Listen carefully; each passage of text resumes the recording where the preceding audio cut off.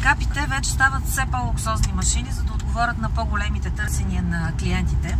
И така Steed 6 на Great Wall наистина предлага следващо ниво на оборудване, на комфорт, на удобства.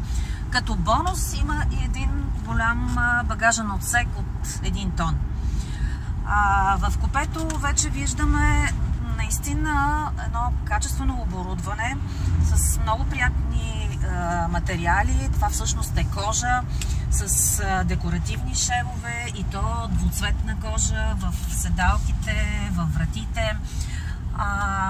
Тази пластмаса, която виждаме тук, всъщност много добре имитира матиран хром.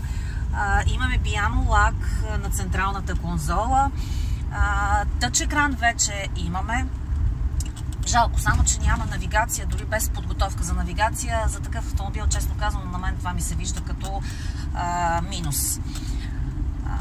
Сега ще включим примерно радиото. Оборудване е с 6-степенна скоростна кутия, 139 конски сили. И трябва да кажа, че се представя отлично, ако и да изглеждат малко тези конски сили. На магистралата демонстрира отлично поведение.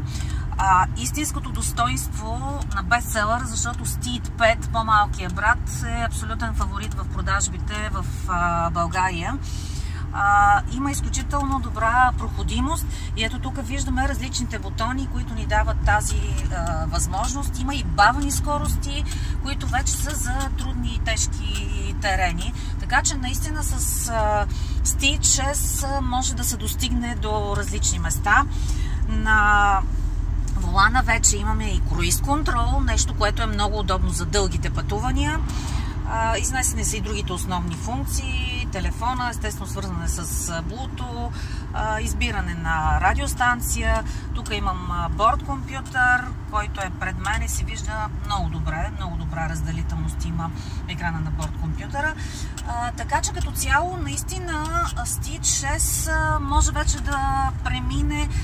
Той е комбинирал всъщност възможностите и лукса, които дават високопроходимите автомобили и практичността на един автомобил, който може да пренесе много товар.